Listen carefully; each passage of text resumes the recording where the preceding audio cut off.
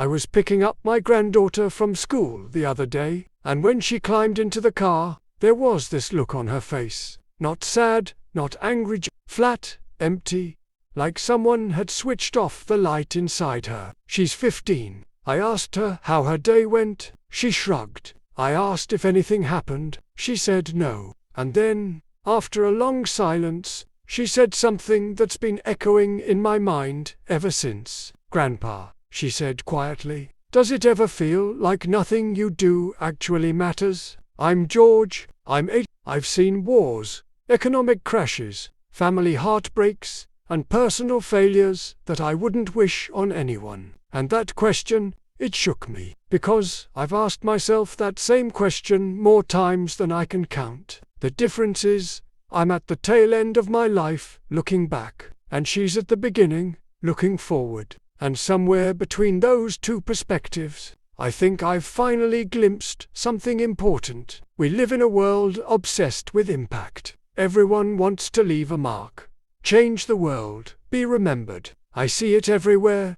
People chasing careers they hope will make them significant. Post online for likes and validation, measuring their worth by how many people know their name. I understand it. I really do. But here's the truth. I've learned after nearly 9 decades, the things that truly matter almost never feel like they matter at the moment. Take my neighbor, Margaret, for example. She lived just 3 houses down from us for over 40 years. Margaret was a school teacher. No children of her own, and she taught 3rd grade at the same elementary school for her entire career. When she retired, the school threw a small gathering in the gymnasium. Nothing flashy, no speeches that went viral, just parents, students, and a few colleagues clapping her on the back. And yet, years later, countless adults still talk about her, the lessons she taught, the care she gave,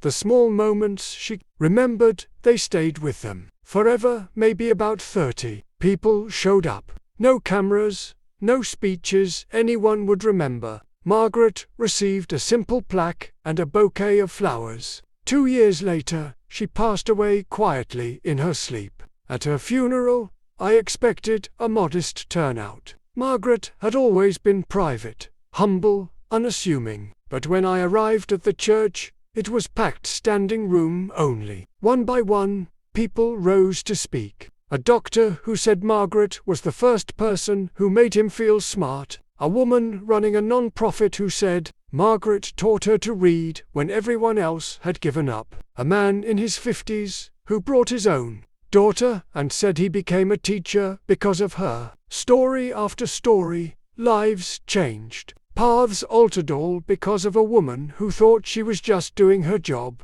Margaret never tried to change the world. She never sought recognition. She simply showed up every day, noticed the children in front of her, learned their names, stayed late to help them with fractions or spelling words. Nothing glamorous, nothing that would make headlines. But the ripples of her life are still spreading decades later, through people she will never meet. I think we've got it backwards. We assume mattering means being seen, being known, being remembered by crowds. But life doesn't work that way. Life is made of small moments between people, conversations that shift a perspective, a hand extended at the right moment, a lesson that quietly changes a life. A simple act of kindness can arrive at exactly the moment someone is about to give up, showing up when it's inconvenient, listening when you'd rather speak. These moments rarely feel significant. As they happen, they feel ordinary, routine,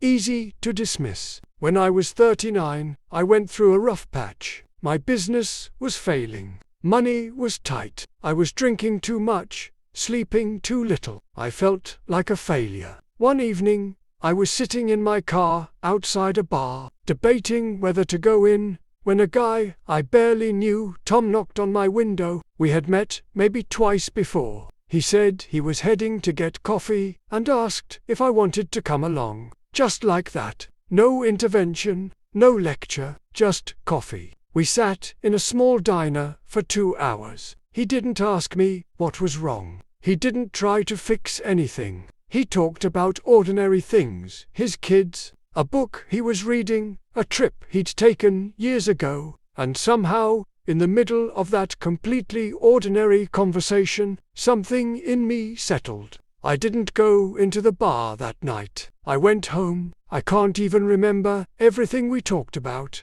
but that moment mattered. It shifted the trajectory of my night, maybe even my life, and Tom probably forgot about it the next morning. That's the thing about truly mattering. It's almost never dramatic. It doesn't announce itself. There's no notification telling you that what you did changed someone's life. Most of the time, you'll never know. You'll do something that feels small to you, and it will mean everything to someone else. And then, you'll move on, thinking it didn't amount to anything. My wife, Elenina, used to write letters. Real letters, with stamps and envelopes. She wrote to our kids when they were away at college. She wrote to old friends she hadn't seen in years. She wrote to cousins, neighbors, anyone who crossed her mind. I used to tease her. Phones exist now. I'd say, just call them. She'd smile and keep writing.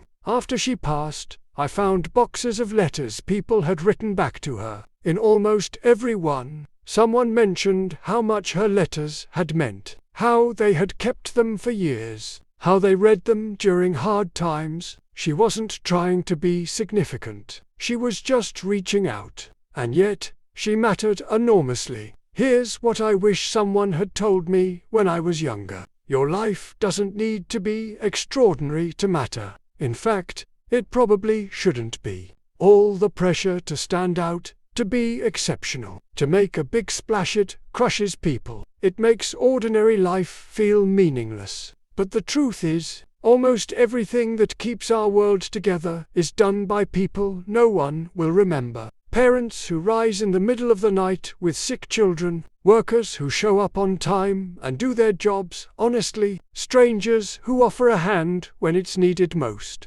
These things rarely make headlines, rarely get applause, but they hold the world together. Friends who check in when they notice someone hurting, volunteers who serve meals, clean parks, visit hospitals, people who vote, who recycle, who return shopping carts, small, unremarkable acts that quietly keep everything from falling apart. You want to know if you matter? Look at the people directly in front of you. Are you truly present with them? Honest? Kind when it's inconvenient? Do you keep your promises? Do you make space for other people's pain? Do you celebrate their joys? These questions won't land you on magazine covers. They won't build your platform or expand your influence, but they will determine whether your life actually meant something. I've been thinking a lot about my granddaughter's question, does anything I do actually matter? And I've realized the problem isn't the answer, it's the question itself. When we ask if we matter, we usually mean in some grand, measurable way important,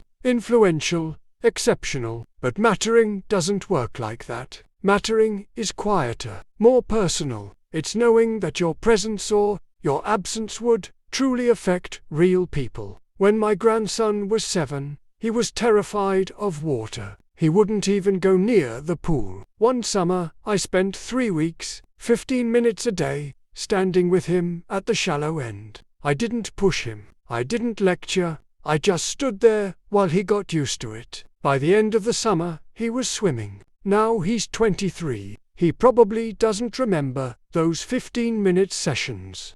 But I do, because if I hadn't been patient and steady, that fear might have stayed with him. That's mattering not because it's impressive, but because it's real. The older I get, the more I realize that most of what we chase is smoke. Status disappears. Achievements fade. People forget your accomplishments faster than you'd believe. But they don't forget how you made them feel. They don't forget that you showed up. They don't forget that you saw them when they felt invisible. Those things stick. They echo forward in ways you'll never fully understand. Just last week, I was at the grocery store. and the young woman at the checkout looked exhausted. Dark circles under her eyes, moving slowly, barely keeping pace. I smiled at her, said, "Thank you for being here."